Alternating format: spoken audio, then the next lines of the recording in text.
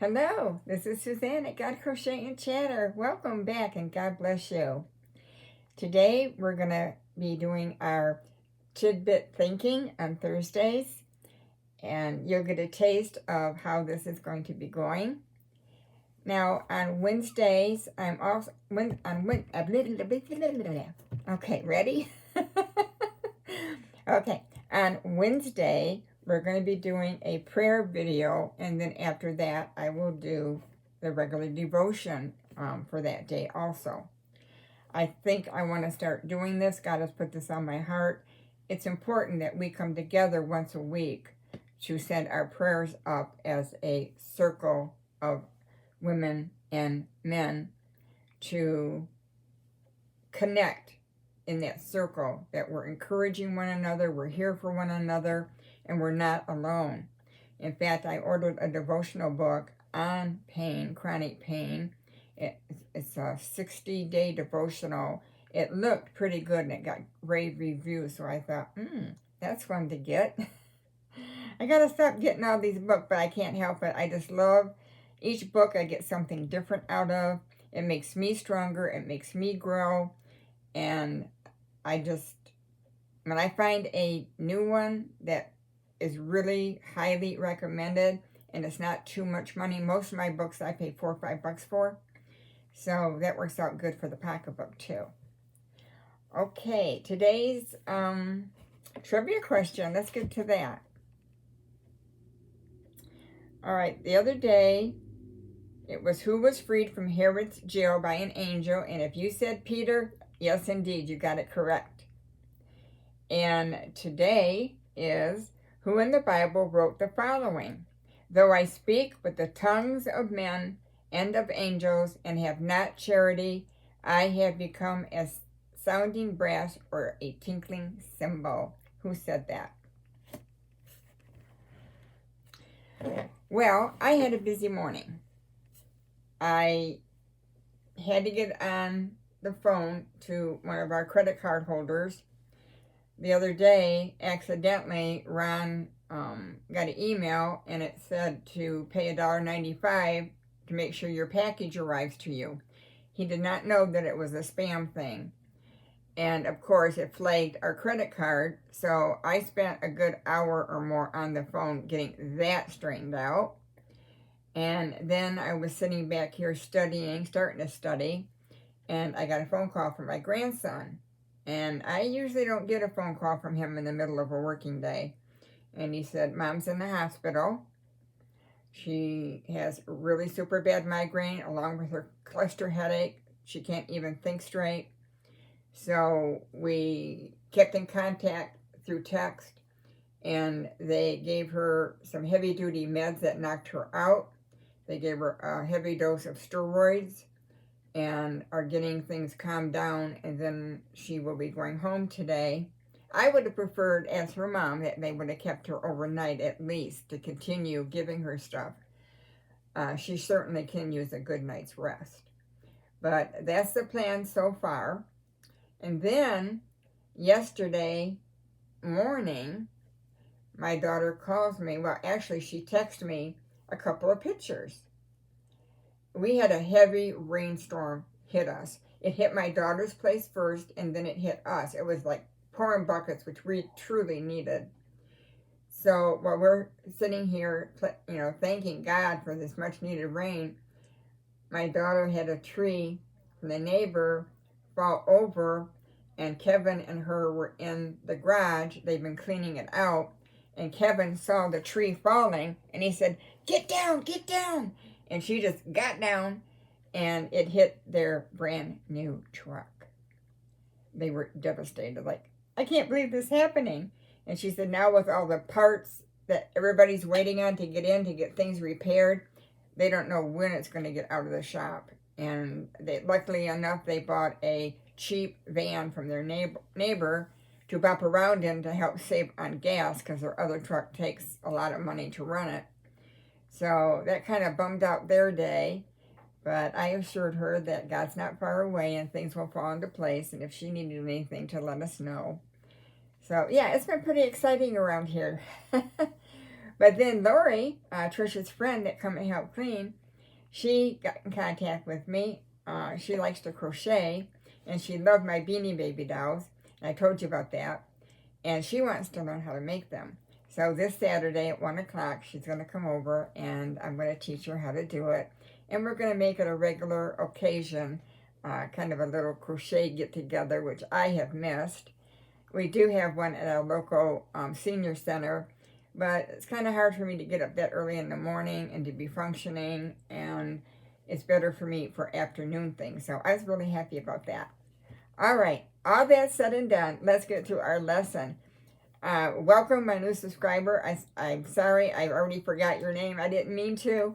I will find it, and I will give you acknowledgement, but you are most welcome here at God Crochet and Chatter. We certainly have a lot of fun, and we learn about each other. All right, let's get on to our tidbit for today. I'm going to give you some quotes about money, which I found interesting. Too many people spend money they earned to buy things they don't want to impress people that they don't like. You ever see the movie Keeping Up with the Joneses? It's a very interesting movie if you haven't watched it. But isn't that true? They want to keep up with the Joneses. They buy things to impress people. And where does it get them? It keeps them sad and empty inside. A wise person should have money in their head, not in their heart. Now, doesn't the Bible speak about this in 1 Timothy 6? It says that money is the root of all evil. In fact, I've got it right here. I'm going to read it to you real quick. We always like to read Bible verses. And this is 1 Timothy chapter 6, 6 through 10. Now, godliness with contentment is great gain. For we brought nothing into this world, and it's certain we can carry nothing out.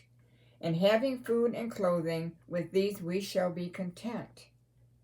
But those who desire to be rich fall into temptation and a snare, and into many foolish and harmful lusts, which drown men in destruction and perdition. We're going to talk about this word perdition in a minute. For the love of money is a root of all kinds of evil, for which some have strayed from the faith in their greediness and pierced themselves through with many sorrows. So the love of money. Money itself is not evil. Let me get that straight. I think you're well aware of that. It's what we do with it that it can turn into something very evil. An investment in knowledge pays the best interest. That was by Benjamin Franklin. An investment in knowledge pays the best interest. I think all of you would agree with me on that. The more knowledge we get, especially biblical knowledge, wow, that pays back heavenly benefits for sure. And then many people take no care of their money till they come early to the end of it, and others do just the same with their time. Isn't it true when we get toward the end of our lives and the end of our time, we look back, and I know I do, I look back and think, wow, you did a lot of foolish things when you were younger. And I did. I wasn't taught a lot about handling money, working with the checkbook. Saving money was never taught. And I kind of learned things on my own, and it got me into a lot of trouble over time. And I wish I would have learned to handle my time better, to handle my money better. There's a story I heard once where two neighbors lived side by side. Good friends, they both worked at the same factory for the same pay. On the left-hand side, the gentleman had brand new cars, a nice home. He had money to buy food and groceries, other things they needed. They took vacations. The other man was always poor, always in debt. He didn't live in a very nice house. Why is that? What happened there? Well, over here, not too good of decisions were made. And money was spent foolishly on things not needed. And this guy over here, he just knew. My brothers just seemingly knew what to do with money. He owns one of those big fancy, like 350, $1,000, and he lives in one of those suburbs that have those big, huge mansion places. And he raised all his kids. Well, his wife did. They put him in a Catholic church, but they're very respectful kids. But I know my sister-in-law goes to a Catholic church, which I don't even talk about that right now. But my brother just has never accepted Jesus, and he knows there's something out there. I don't think he's changed on that point, but I will tell you some things when I get into my personal testimony. Okay, so yeah, same money. One person has all good things come to him. He's wise. He does things the right way. My brother did things the right way as the world sees things being done the right way. Having the big home, going golfing, all this kind of stuff. So, okay. Another one is money doesn't grow on trees. How many people heard their mom say that? I did. Money don't grow on trees. I always thought, well, of course it doesn't. Okay, don't buy unnecessary things. It requires effort to earn money. That's 1 Timothy 6, 1-10 we read. Don't buy unnecessary things. It requires effort to earn money.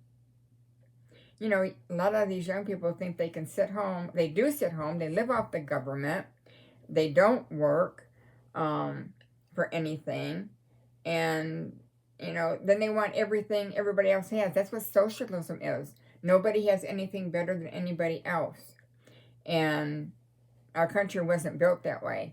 It was built on earning money and paying your own way.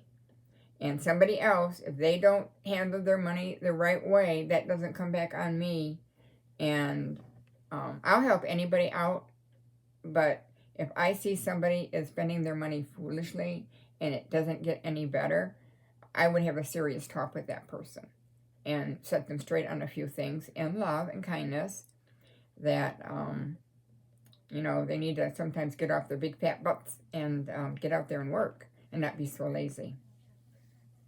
All right, I got looking, in fact, I got sidetracked today. It was really funny because I'm trying to brush up more on my English. I didn't learn a whole lot about punctuations and that. I know commas and semicolons, periods, exclamation points. But synonym, antonyms, using a thesaurus, what that meant, I'm a little rusty on. So I went back and downloaded a Bible thesaurus. A dictionary with a thesaurus in it. Pretty eye-opening. And it really digs down to the true meaning of a word. And this word perdition, looking at it, you go, oh yeah, that means sin. Oh, let's see what else it means. Complete and irreparable loss, ruin, state of eternal punishment you experience after death if you were a sinner who did not repent to God. The synonyms... I even have trouble pronouncing these words. I admire people that can pronounce these words like that. They're just got that smarts. Oh my goodness, it's so great. All right, synonyms. Condemnation, doom, damnation, downfall, loss, blame, destruction, ruin. Final and irrevocable spiritual ruin. It's not worth the money. It's not worth the money. It's not worth the money simply means when you go to buy something and you get it and you go, wow, that was a total waste of money. That was not worth the money. Oftentimes on Facebook, they're huge for this, advertisements will come up and they'll have these hair doodads or things for in your bathroom to do wonderful things. Well, more than once I've been stung by that. I get it and it's a piece of junk made in China. And I'm not saying all products coming from China are bad, but some of those things, It's not a wise use of your money. And sometimes you don't find out about it until you receive it, because they make it look so wonderful. Like, oh, you got to have this. And in the commercial, it works wonders. And then they'll only be disappointed when you get it. And then there's no return address. It takes a detective to find out how to send it back. So I've learned my lesson on that, about money, handling money. So the tidbit thinking for today is, let's be wise in spending our money. Let's put it in the places that count. And that as Christians, we don't love money. We use it wisely and to the Lord's glory. And, you know, one way that I like to use some of our money is to send happy gifts to people, or to help people out that we know are in a great need. You know, we have to be careful with our money, but when opportunity arises, we do try to do those things. So I hope you've enjoyed Tidbit Thinking on Thursday. In the future, I will be bringing some more interesting quotes and facts and things to maybe look at in a different little light. All right, this one went a little bit over, but I wanted to share some things with you. I love each and every one of you, so God bless you. And today is Friday, so I will see you back on Monday, and we will be, I think we're going to be on 1 Corinthians overview. I think we did Romans, yes. We'll be on 1 Corinthians overview. So that will be exciting on Monday. And of course, all of this is Lord willing. All right, you take care. Have a blessed morning, evening, or night, wherever you are. And you're in my thoughts and prayers every day. Bye, everyone. Have a blessed, blessed, blessed weekend.